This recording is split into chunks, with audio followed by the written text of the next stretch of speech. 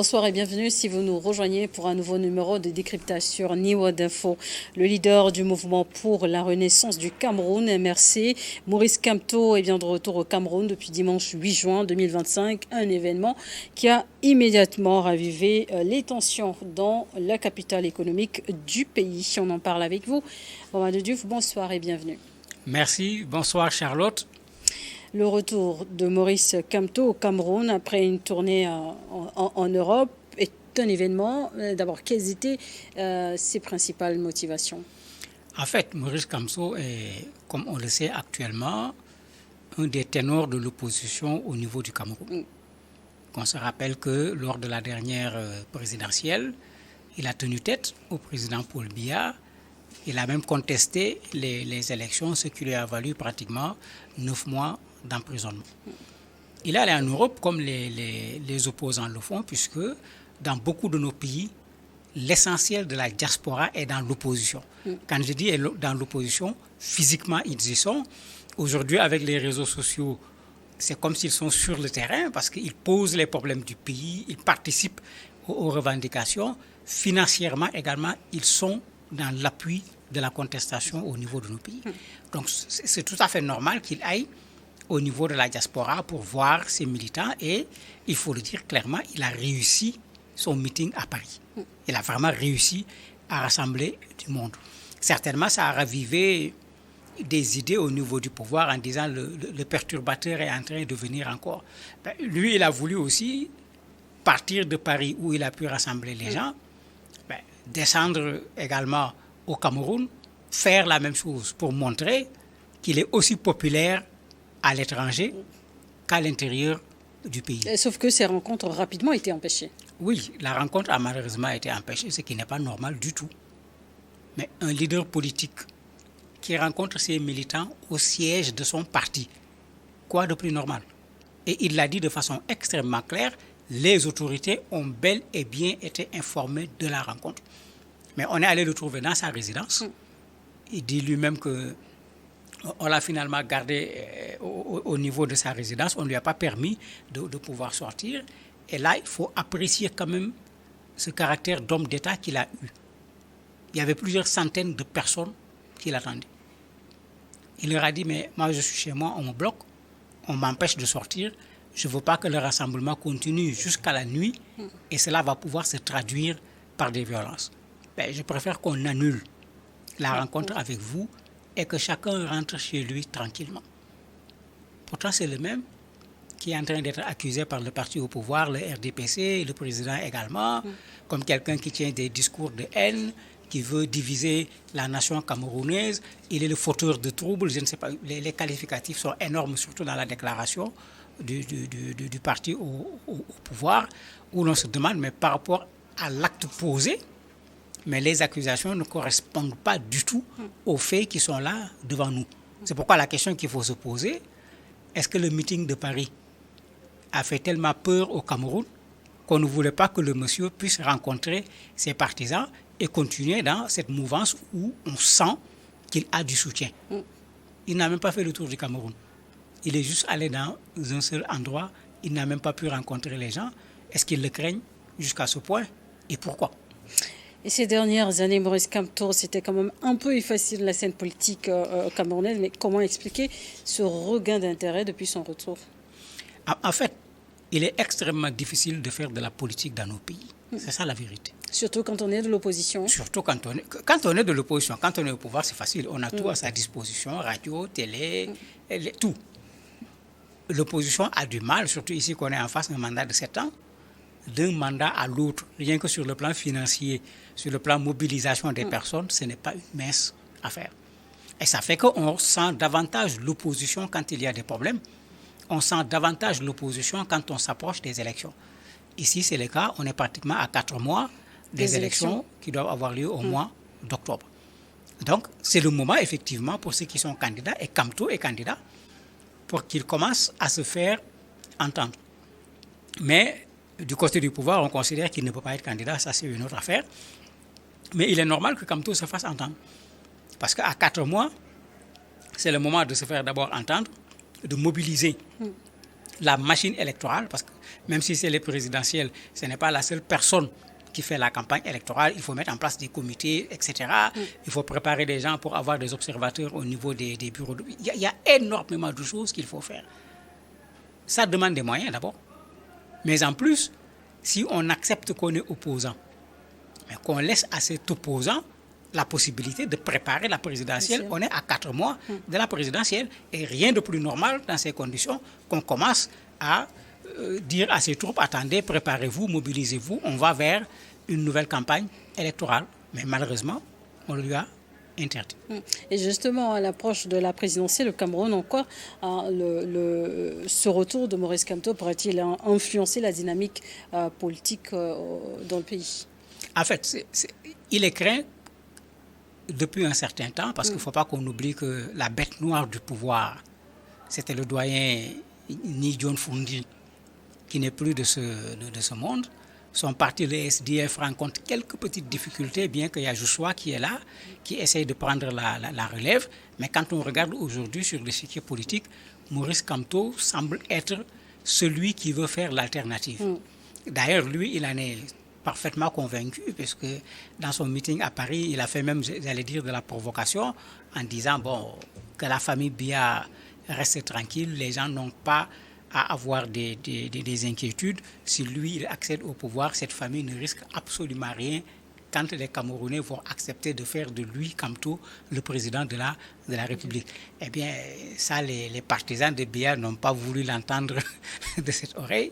On l'a traité de tous les noms parce qu'il parlait en posture de potentiel, pour ne pas dire de futur président du Cameroun, étant convaincu qu'il peut gagner ces élections. Et à l'avenir, y a-t-il des perspectives pour un dialogue politique ou des négociations possibles entre le MRC et les autorités camerounaises? Mais dans tous nos pays, le dialogue politique doit être quelque chose de permanent. C'est ça qui donne un sens au dialogue politique. On ne fait pas de dialogue politique dans nos pays, on fait souvent un dialogue électoral. C'est-à-dire à l'approche des élections, l'inscription sur les listes électorales, ceux qui doivent sortir des listes électorales, le processus électoral, le comité qui se charge d'organiser les élections, CENI, haute autorité pour les élections, puisque chacun a son appellation, la désignation des personnes, la représentation de l'opposition. Ça, c'est un dialogue électoral. Dans nos pays, on doit faire un dialogue politique. Le dialogue politique signifie que Maurice Kamto est un opposant, il l'est de façon officielle, il a un parti, ce monsieur a le droit à travers tout le Cameroun de mener des activités de la façon la plus légale. Tant qu'il ne sort pas de la légalité, l'État doit se charger de sa sécurité et de la sécurité des activités qu'il est en train de mener. Et ça, c'est dans un dialogue politique apaisé qu'on peut régler ce genre de questions.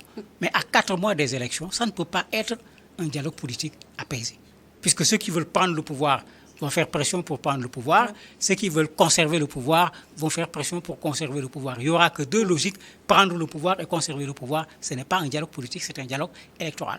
Et c'est pourquoi ça ne sert absolument à rien de façon générale. Même quand on le fait, vous avez des élections qui ne se passent pas bien, vous avez des violences après les élections, alors qu'un dialogue politique aurait permis, à l'intérieur du dialogue politique, de faire un dialogue électoral en période apaisée, pour régler de façon beaucoup plus claire le processus électoral à tout point de vue, sans qu'il y ait des élections en vue immédiatement.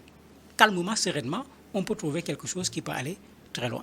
Et sur le plan médiatique, pourquoi ce retour de Maurice Kamto a fait autant de tollé? C'est que Kamto est l'homme attendu, enfin il était déjà l'homme attendu aux élections de 2018. Et effectivement, on l'a vu mobiliser les populations, ça a secoué le parti au pouvoir. Cette fois-ci, ça fait beaucoup de bruit parce que certains juristes qui sont du côté du pouvoir disent que Maurice Kamto ne peut pas être candidat. C'est-à-dire, on revient à cette tradition, je ne veux pas dire africaine, parce que malheureusement, tous les pays ne le font pas, où quand il y a un candidat qui potentiellement peut accéder au pouvoir, on est toujours prêt à trouver des alibis, des trous par-ci, des fenêtres par-là, pour disqualifier la personne. Et c'est ce qui est en train d'être fait avec Maurice Kamto. Il faut rappeler que son parti a boycotté les élections sénatoriales, législatives, municipales, ce qui fait qu'ils n'ont pas d'élus. Les gens s'accrochent actuellement sur un article du code électoral qui dit qu'il ne peut pas être candidat quelqu'un qui n'a pas des élus. Comme ils ont boycotté, il est clair qu'ils n'ont pas obtenu des élus, puisqu'on ne peut pas avoir des élus en ayant boycotté les élections. Et les gens s'appuient sur ça aujourd'hui pour tout faire pour l'empêcher d'être candidat, bien qu'il a déclaré sa candidature à cette élection. Risque-t-il de tomber dans son propre piège, si je peux m'exprimer ainsi? Si on s'en tient à ce texte du code électoral qui est évoqué, l'article 121 précisément, il est clair pour ceux qui sont au pouvoir qu'il ne peut pas être candidat. Il a une autre option quand même, être un candidat indépendant, mais là-bas il y a une sorte de parrainage, il a besoin de 300 signatures de personnalités au niveau du Cameroun. Donc il y a cela qui fait déjà parler, parce que Kamto, qui était candidat en 2018, qui a été la bête noire du pouvoir, si on dit qu'il ne sera pas candidat cette fois-ci, ça fait déjà l'objet de débat. La deuxième chose, il a mobilisé en France, il a fait l'information. Il a mobilisé également à Douala, il a également fait l'information sur ce plan-là, raison pour laquelle effectivement les réseaux sociaux, les médias, tout le monde ne parle que de ça. Pourquoi on a voulu l'empêcher de faire sa démonstration de force, parce qu'il s'agissait d'une démonstration de force, et pourquoi dans les médias, les partisans du pouvoir insistent autant sur le fait qu'il ne pourra pas être candidat, alors que ce n'est pas à eux de valider une candidature, c'est au Conseil constitutionnel de le faire. Et pensez-vous que le retour de Maurice Kamto marque un tournant dans la scène politique camerounaise? Si oui, pourquoi? Oui, ça marque un tournant, puisque vous vous rappelez qu'il y a eu un débat, j'allais dire, macabre à un certain moment au Cameroun, où on a annoncé le décès du président jusqu'à ce que finalement qu'on interdise même qu'on en parle dans les médias. Si vous regardez, après cet événement, c'est ça qu'il y a comme événement au Cameroun. Quand vous mettez les deux choses ensemble, celui dont on discute s'il est vivant ou s'il n'est pas vivant, le président Paul Biya, qui pour le moment n'a pas lui-même individuellement, de façon explicite, dit qu'il est candidat. Il a 92 ans. Ses partisans ont dit clairement qu'il va être leur candidat. Mais quand Kamto se présente, cela pose un problème. Parce que généralement, ceux qui sont au pouvoir, quand ils veulent avoir un dauphin, ils ne veulent pas que le dauphin rencontre des adversaires qui peuvent le battre. Et c'est ce qui amène souvent, quand on doute du dauphin, on a tendance à vouloir revenir au pouvoir, à être candidat, pour être sûr qu'on va gagner les élections, ou bien à supprimer ceux parmi les opposants qui seraient en mesure de battre le dauphin au niveau des élections. Et c'est exactement le cas de figure actuellement au niveau du Cameroun. C'est pourquoi Kamto fait autant parler actuellement au niveau du Cameroun. Et quels sont, selon vous, les enjeux majeurs pour l'opposant Kamto et son parti en vue des élections à venir? Le premier enjeu, c'est sa candidature. Puisque vous avez déjà des juristes qui démontrent qu'il ne peut pas être candidat. Donc on est encore dans cette situation que l'on voit de plus en plus en Afrique. D'habitude, à 1 an des élections, on connaît déjà les ténors qui vont participer. De plus en plus dans nos pays, à 4 mois des élections, on a du mal à savoir parmi ceux qu'on attend le plus qui est candidat, qui n'est pas candidat. On l'a vu au Sénégal, on l'a vu également en Côte d'Ivoire, puisque jusqu'à présent, il y a ce problème qui se pose. L'autre enjeu, c'est qu'il faut qu'on fasse attention. La dernière campagne au Cameroun, la suite des élections, c'était de la violence. Les médias camerounais reviennent là-dessus pour poser ce problème. Est-ce qu'on va aller encore vers des élections avec des violences? D'ailleurs, certaines ambassades européennes ont commencé à dire à leurs ressortissants qui n'ont pas des choses importantes à faire au Cameroun de quitter le pays parce que la tension politique est en train de monter et ça peut se traduire par de la violence. Kamto également est conscient de la chose et dans son meeting à Paris, parce qu'il a parlé, il a dit aux gens de faire attention parce que quand on provoque tout le temps un peuple, il ne faudrait pas s'étonner qu'à un certain moment, que ce peuple puisse s'énerver et se soulever, puisque c'est de ça qu'il s'agit. Donc lui aussi, il montre aux gens qu'attendez, ne pensez pas qu'on va rester les bras croisés. Les Camerounais sont fatigués, ils veulent un changement, ils veulent le développement, et lui, il se présente comme celui qui porte ce changement, celui qui va développer le Cameroun, comme il dit, avec les Camerounais. Mais c'est toujours une des difficultés dans notre jeu politique. Vous avez le pouvoir qui menace tout le temps. Si vous manifestez, vous allez voir, nous allons vous mater, on ne vous laissera pas faire, l'ordre force restera à la loi. Vous avez l'opposition également qui fait la même chose. Nous allons faire une manifestation pacifique, c'est ce qui est dit tout le temps. Nous allons montrer le mécontentement des populations, etc. Et on sait là où ça aboutit à chaque fois. Donc il y a cet enjeu également en matière de violence qu'il faut éviter. Le Cameroun n'en a pas besoin. Des élections, rien de plus normal dans une république. Rien de plus normal dans une démocratie. Comme je le dis à chaque fois, qu'on crée les conditions et qu'on laisse le peuple parler. Parce que dans les élections, c'est le peuple qui parle. Qu'on le laisse parler, que personne ne modifie sa parole, qu'on laisse les élections se faire correctement et on va voir qu'est-ce que le peuple a dit. Et ce que le peuple a dit, ça sera celui que le peuple a choisi. C'est tellement simple qu'on ne peut pas comprendre qu'à chaque fois qu'on dit élection en Afrique, qu'on veuille en faire un problème extraordinaire. Je taquine tout le temps en disant que ce n'est même pas des mathématiques, c'est de l'arithmétique. Il faut savoir compter une carte, deux cartes, trois cartes pour savoir quel est celui qui a eu le plus grand nombre de bulletins, c'est tout. Et puisque nous parlons du Cameroun, la guerre sécessionniste n'est toujours pas conclue. Il y a eu de nouvelles violences dernièrement. Oui, au niveau de la partie anglophone, le problème n'est pas résolu. L'intensité de la guerre n'est plus là, comme ça a été pendant un certain moment, mais le problème n'est pas résolu. Vous avez des populations qui sont déplacées et dans le discours du parti au pouvoir, on accuse Kamto d'être de ce côté-là.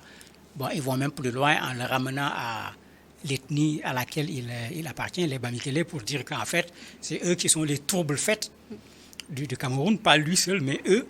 Donc on renvoie la chose à son appartenance. Et c'est deux discours que moi je trouve dangereux. Il y a déjà un problème avec la partie anglophone du Cameroun. Il faut résoudre le problème, au lieu d'essayer de verser de l'huile sur le feu. De la même manière, Kamto, on n'a pas à regarder à quel groupe il appartient. C'est un citoyen camerounais qui a décidé d'être candidat à l'élection présidentielle. S'il remplit les conditions, le groupe auquel il appartient n'a rien à voir avec l'élection, parce que ce n'est pas ce groupe qui va faire de lui un président de la République. Ce sont les citoyens camerounais qui vont faire de lui un président de la République. Merci, Baba Diouf, d'avoir accepté répondre à nos questions. Merci à vous également de nous avoir suivis dans Décryptage du jour.